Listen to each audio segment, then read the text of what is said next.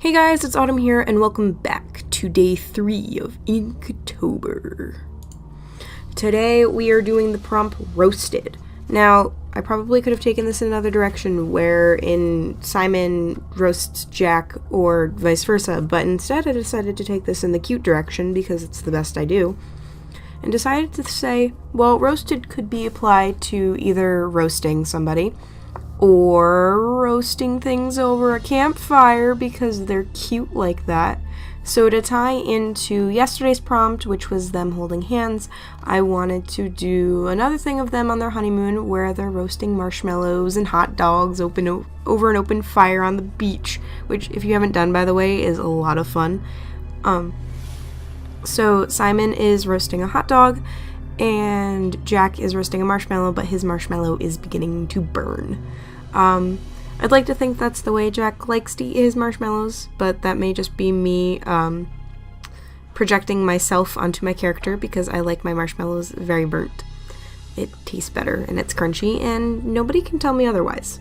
So Jack is roasting his marshmallow and it's becoming burnt, and they've built this really cute little fire pit, or they have this really cute little fire pit at their hotel that they're staying at, and it's adorable and I love it and it's the best.